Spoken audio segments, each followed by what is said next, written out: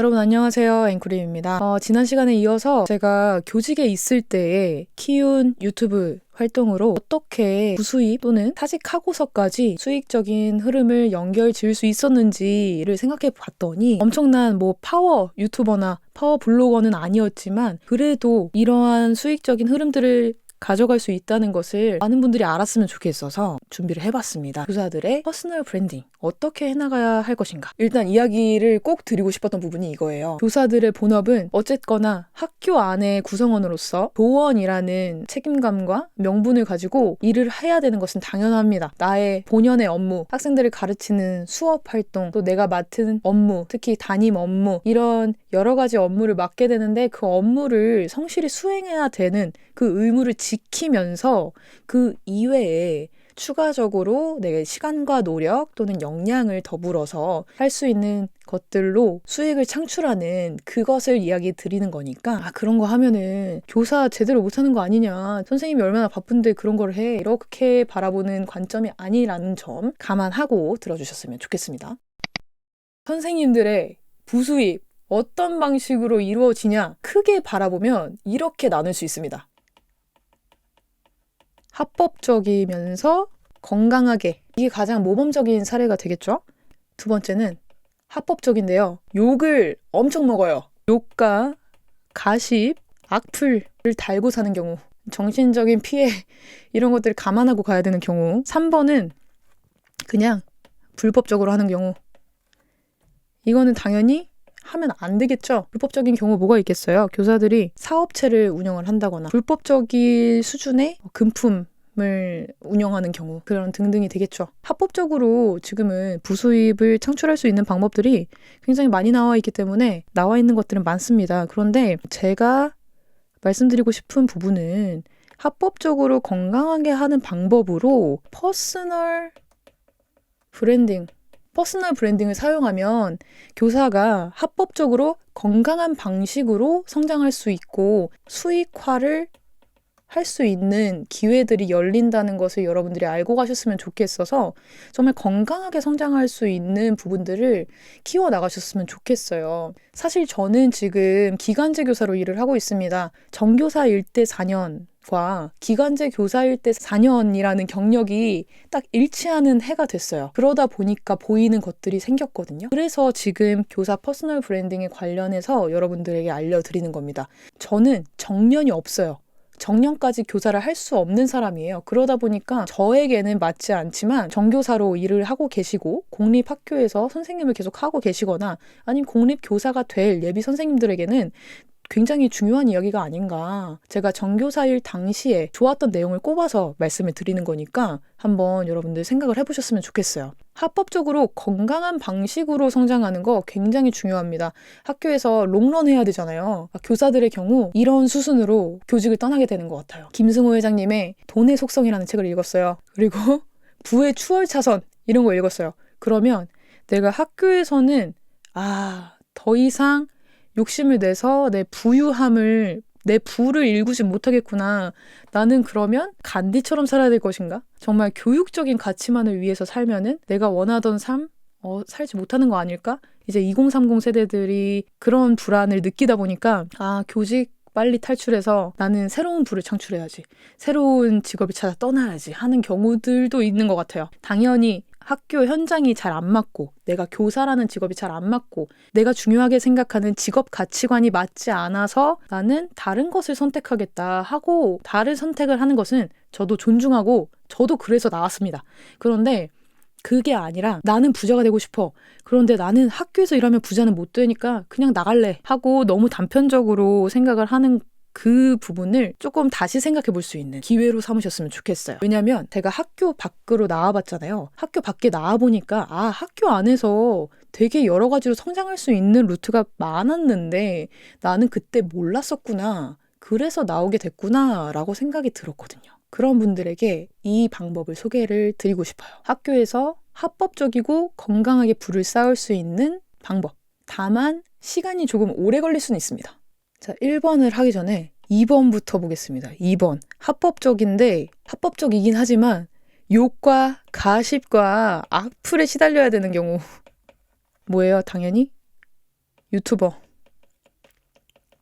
얼굴을 내놓고 해야 되는 크리에이터형 유튜버를 좀 의미를 하겠습니다. 크리에이터. 약간 제가 하고 있는 지금의 방식입니다. 내가 실제로 얼굴을 내보이면서 사실 욕과 악플 피해갈 수가 없습니다. 그런데 그래도 내가 하는 활동에 정말 확신이 있고 자신이 있고 그렇다면은 욕이나 악플, 가십 무찌르면 되잖아요. 그런 마음을 가지고 한다면은 유튜브 활동이나 드러나는 활동들, 나를 마구마구 홍보할 수 있는 그런 장점은 있는 것 같아요. 그래서 유튜브나 인플루언서로 활동하면서 교사 인플루언서로 활동하면 이런 욕, 가십, 악플 조금 시달릴 수는 있지만 이것을 잘 지혜롭게 극복할 수 있는 방법들로 감안을 한다면 충분히 교사로서도 이런 유튜브 활동과 인플루언서로 활동하시는 것 할 수 있다. 성장할 수 있는 방법이다. 그냥 하나의 카테고리다라고 생각을 해주시면 될 것 같아요. 그런데 이런 욕, 가십, 악플에서 조금 자유할 수 있는 방법은 핫한 인플루언서가 되더라도 교육 파트에서 활동하시는 거예요. 교육 파트. 예전에 한 초등학교에서 세금 내는 아이들이라고 해서 유튜브에서도 굉장히 핫했던 그런 선생님 계세요. 퀴즈에도 나오셨잖아요. 그러한 내용처럼 정말 학생들에게도 교육적으로 좋은 일들을 하는데 그 일들을 유튜브에서 보여주면서 좀 국민적으로 전 대중들에게 귀감이 되는 메시지를 전할 수 있는 그런 내용이라면 교사 인플루언서 나쁘지 않다.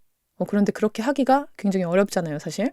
그러다 보니 본인의 교과에 대한 지식이나 학교 현장에서 정말 필요한 내가 일하는 곳에 있는 분들을 도와줄 수 있는 그런 콘텐츠를 하는 경우에는 욕, 가십, 악플에서 조금 자유해질 수 있다. 그래서 그런 방법들을 강구해 보는 것도 추천을 드리고요. 이제 진짜 1번으로 가보겠습니다. 합법이면서 건강하게 성장할 수 있는 방법은 내가 맡은 일을 정말 잘 처리하면서 내가 맡은 일, 내 맡은 업무, 아마 교육과 관련된 내용들이겠죠? 교직 생활에 관련된 또는 교과 전문성과 관련된 이야기들이겠죠? 맡은 업무에 대한 이것으로 전문성을 쌓는 방법이에요. 진출할 수 있는 분야가 뭐가 있냐면요. 이제 교육청 단위로 우수교사나 선도교사 같은 조금 더 전문적인 선생님들이 활동할 수 있는 장이 있어요. 예를 들어서 수학 선생님입니다. 그러면 수학 선생님이 기초학력에 필요한 학습 자료를 만드는 그런 일들을 교육청에서 이제 주최를 하게 돼요. 그러면 그때 역량 있는 수학 선생님을 기초학력 학습 지도할 수 있는 그런 교환이나 문제집, 학습지 이런 것들을 만들 때 초빙을 하게 되거든요. 그 일을 맡게 되면서 내가 그 전문 분야에 대해서 인정도 받으면서 수당을 얻을 수 있어요. 교육청과 같이 협업할 수 있는 기회들이 생깁니다. 그러면 교육청에서 하는 사업들에 내 여가 시간 조금 줄여야 되긴 하겠지만 내 일하는 시간이 늘어나긴 하겠지만 어쨌든 나의 전문성을 기르면서 일을 할 수 있는 하나의 영역이 되기 때문에 이렇게 건강하게 성장할 수 있다라는 하나의 영역이 되기도 하고요. 또 하나의 방법은 교육단체를 찾는 거예요.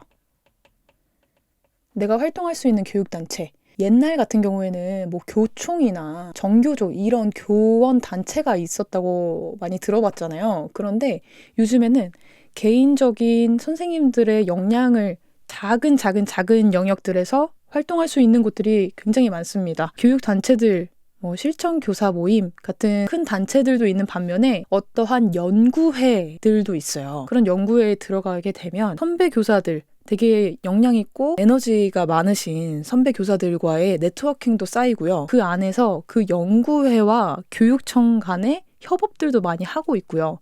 또는 연구회에서 단독적으로 집필을 한다거나 콘텐츠를 개발한다거나 사교육과 협업을 해서 하는 프로젝트들도 꽤 많이 있는 것 같아요. 그래서 교육단체나 연구회를 열심히 나가면서 그에 대한 전문성을 쌓아보는 것도 하나의 개발 방법이라고 할 수 있겠습니다. 또 하나 합법적으로 건강하게 교사로서 성장하는 방법, 퍼스널 브랜딩입니다. 교직 사회가 항상 조금 한 발 늦지 않습니까? 그래서 몇 년 전 이제 퍼스널 브랜딩이 이 사회에서는 엄청나게 핫한 주제가 되었어요. 그런데 이제 교직에는 이제 들어온 거죠. 개인의 파워가 엄청나게 강해진 시대에 살고 있거든요. 그런데 이제 학교에서는 사실 선생님 개개인의 역량으로 학교 전체가 바뀌는 경우가 별로 없기 때문에, 그리고 수요자들이 선생님을 선택해서 학교로 오는 게 아니라 배정을 받아서 오는 시스템이다 보니까 공교육 시스템 안에서는 선생님의 파워가 뭐 그리 대단해? 라고 생각이 됐겠지만, 이제는 개인의 시대이고 또 학생들도 맞춤형으로 개개인별로 교육과정을 선택하고 고교 학점제가 시작되고 학교마다도 가진 강점이 각각 달라지는 추세이기 때문에 제가 바라볼 때는 학교 현장에서도 교사 개인의 퍼스널 브랜딩, 개인의 역량이 엄청나게 중요해진 시대가 아닌가. 앞으로도 더 그게 심해질 거다라고 생각이 들어요.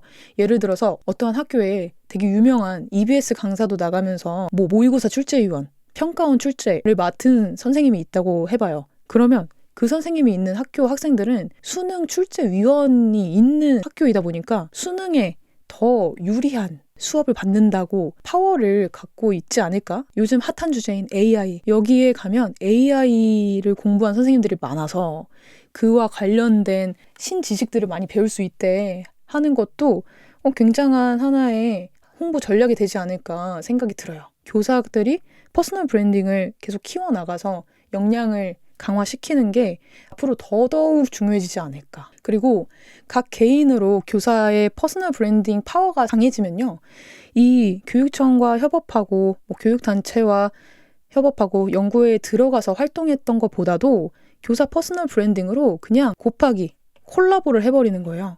예를 들어서 옛날에 우리 래퍼 교사로 활동했던 달찌 선생님도 있잖아요. 달찌 채널과 협업을 해서 경기도 교육청에서 콜라보로 일을 하기도 했었죠. 그런 것처럼 각 개인 교사의 활동이 역량이 강해진다면 교육청과도 협업하는 사례들이 일어나게 됩니다. 교사이기 때문에 교육적인 자료, 교육적인 활동으로 승화시킬 수 있는 굉장한 파워가 되거든요. 그러면 학생들에게도 더 좋은 교육, 다양한 모습으로 교육을 할 수 있는 형태가 되지 않을까요?